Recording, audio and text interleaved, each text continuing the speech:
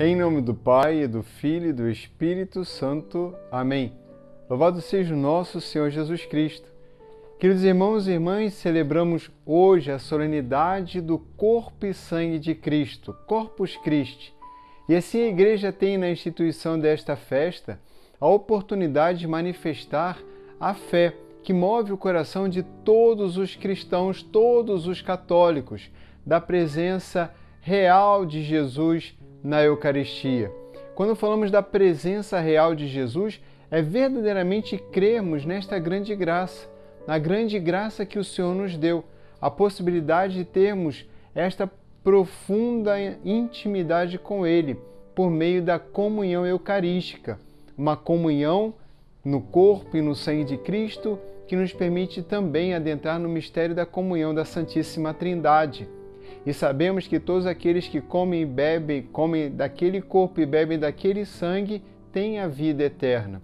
Ora, se o Senhor vai dizer que o corpo e o sangue serão dados e nos darão vida eterna, certamente não pode ser algo apenas simbólico, supor, imaginar, abrir algo para uma outra realidade.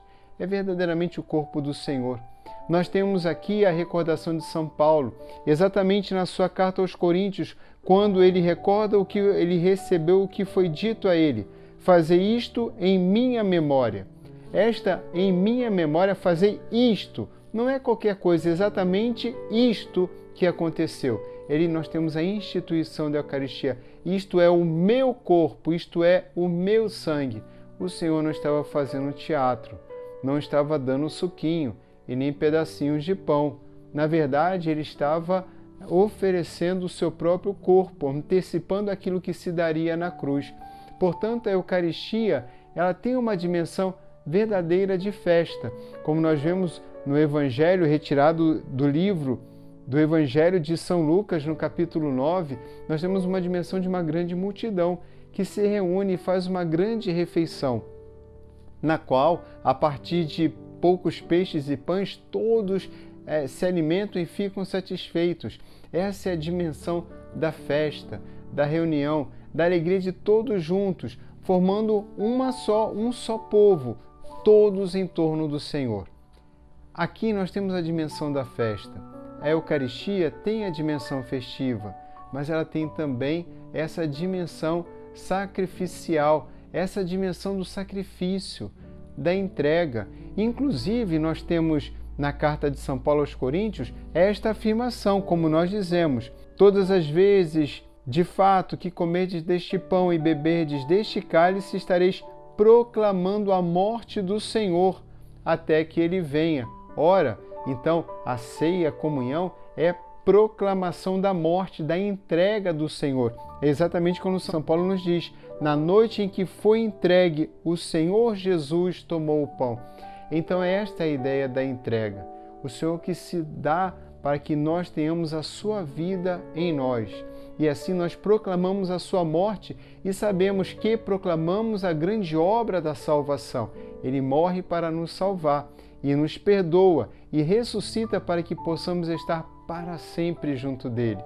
Tudo isto nós recordamos na Santíssima Eucaristia. A primeira leitura retirada do livro de Gênesis, no capítulo 14, nos traz ali a figura misteriosa do rei de Salém, Melquisedeque. Ele não apenas rei, mas também sacerdote. Sacerdote que oferece, que traz o pão e o vinho e assim abençoa Abraão. Aqui, já no Antigo Testamento, quando os animais eram sacrificados, temos a inserção de algo totalmente inédito, inaudito. Ao invés de animais e de sangue, nós temos a ideia do pão e do vinho. E assim os primeiros cristãos e também os padres da igreja já entendem que é um pré-anúncio daquilo que viria a acontecer, quando o Senhor toma o pão e também o cálice, e assim bendiz, e assim agradece, e assim o rei de Salém, Melquisedeque, e sacerdote, ele também bendiz a Deus, e temos Jesus abençoando os pães e peixes para que fossem distribuídos. Bendizer a Deus, abençoar alimentos e agradecer. Eucaristia, agradecer. É assim que nós nos movemos no Senhor, cheios do Espírito Santo.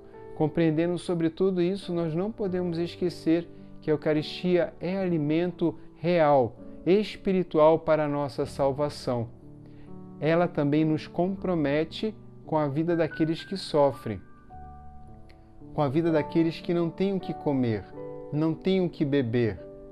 Então, não temos como separar esta dimensão e abertura da vida eterna sem a consciência do nosso compromisso, a partir da Eucaristia, alimentados no Espírito, de ajudarmos os nossos irmãos naquilo que lhes falta na terra e apresentar-lhes, por meio da Eucaristia, o caminho do céu.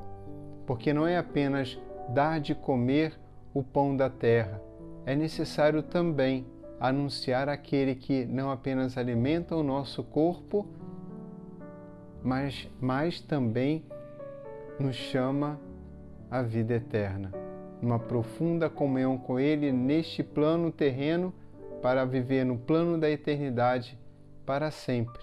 A felicidade de estar juntos, todos nós, do Pai.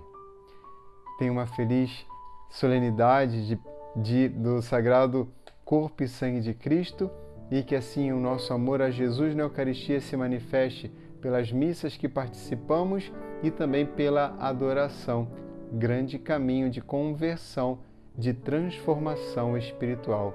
A adoração no silêncio, no recolhimento, na contemplação. Olha, a tão grande obra de amor. E aqueles que dizem, mas a Eucaristia é feita para comer. É verdade, mas antes de comermos e bebermos, do corpo e sangue nós adoramos. O corpo de Cristo é erguido e nós adoramos.